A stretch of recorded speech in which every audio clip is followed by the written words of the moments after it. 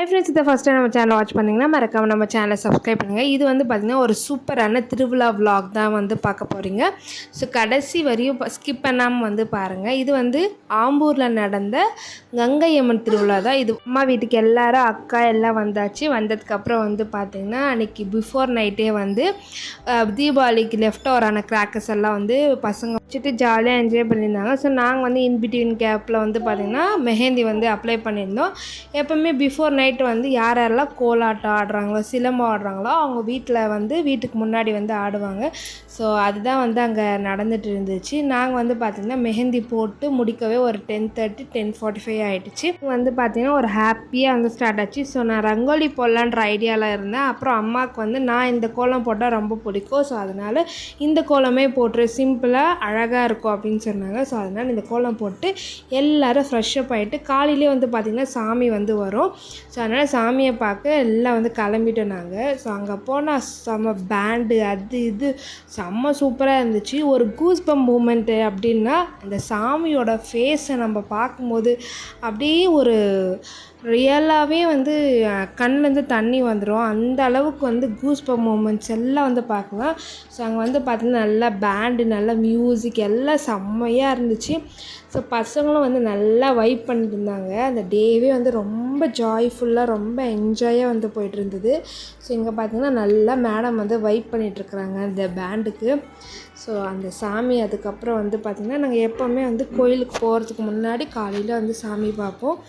நாங்கள் வந்து காலையில் பார்க்கல அப்படின்னா நைட் வந்து வீட்டாண்டே வந்து வந்துடும். ஸோ காலையில் வந்து சிம்பிளாக பிரேக்ஃபாஸ்ட் கடையில் வாங்கி சாப்பிட்டாச்சு.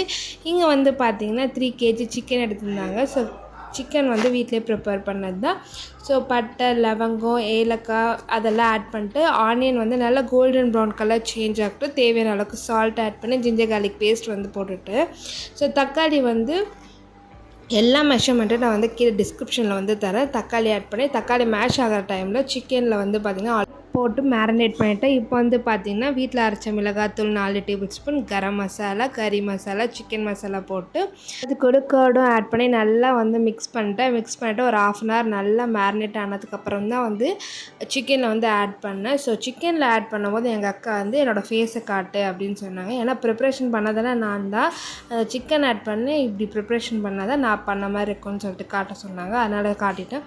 இங்கே வந்து பார்த்திங்கன்னா அம்மா எங்களுக்காக ஊறுகாயெல்லாம் வந்து ப்ரிப்பேர் பண்ணி வச்சுருந்தாங்க. ஸோ ஊறுகாய் தாளிச்சிட்டு இந்த சைடில் வந்து பார்த்திங்கன்னா ரசம் வந்து வச்சாச்சு. சிக்கன்லேருந்து நல்லா ஸ்டாக் வாட்டர் வந்ததுக்கப்புறமா கொஞ்சமாக வந்து வாட்டர் ஆட் பண்ணி சிக்கன் வந்து நல்லா வந்து குக் ஆகட்டும்னு சொல்லிவிட்டு அப்படியே க்ளோஸ் பண்ணி வச்சுட்டோம்.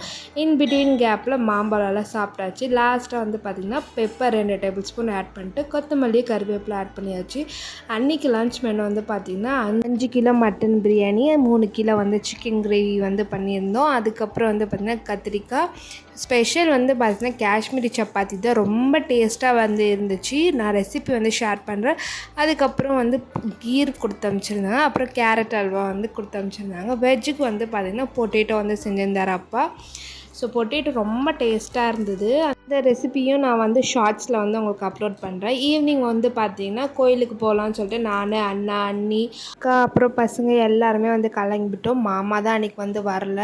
ஆனால் நைட் வந்து வந்திருந்தார். கோயிலுக்கு போனோடனே வந்து பார்த்திங்கன்னா கூட்டம் அப்போவே ஜாஸ்தியாக இருந்துச்சு. நாங்கள் போனப்போவே பார்த்திங்கன்னா ஒரு 5:30 இருக்கும். ஆனால் நாங்கள் வந்து உள்ள என்ட்ரன்ஸில் வந்து நுழைஞ்சிட்டோம். அதனால் கரெக்டாக வந்து சாமி கிட்டேயே போயிட்டோம்.